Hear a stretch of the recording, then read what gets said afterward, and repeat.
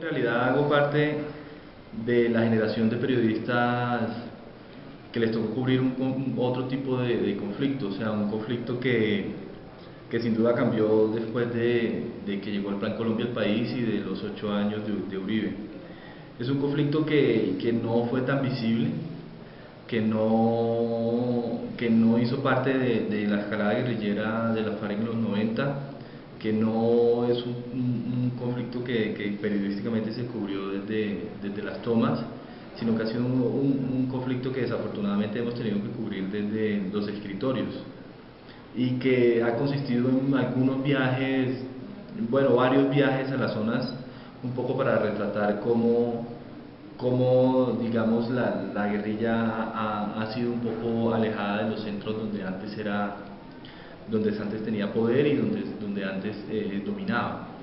Entonces yo creo que este cubrimiento ha sido un poco muy con fuentes judiciales, es decir, ha sido un periodismo que intenta retratar lo que puede pasar en una región, pero que no ha estado, digamos, inmerso en esas situaciones que se dan porque no estamos ahí. Digamos, en los 90 los periodistas estaban mucho más cerca de lo que ocurría en las regiones.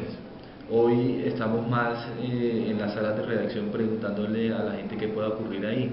Y cuando viajamos, sacamos la mayoría de provecho que se pueda hacer.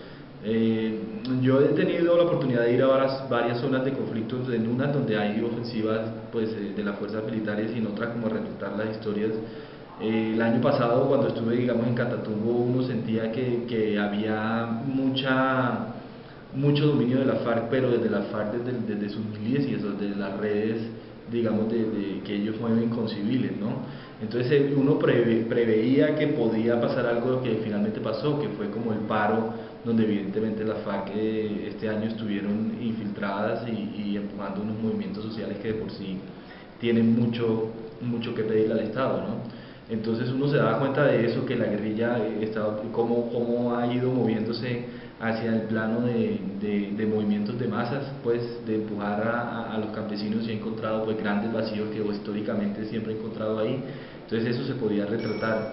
Otra, como las fuerzas militares pues intentan llegar a unos lugares donde antes no entraban y siguen, digamos, como fortaleciendo esas ofensivas en algunos lugares donde las FARC siguen siendo militarmente fuertes, aunque cada vez se ve más el desplazamiento de unas zonas donde ellos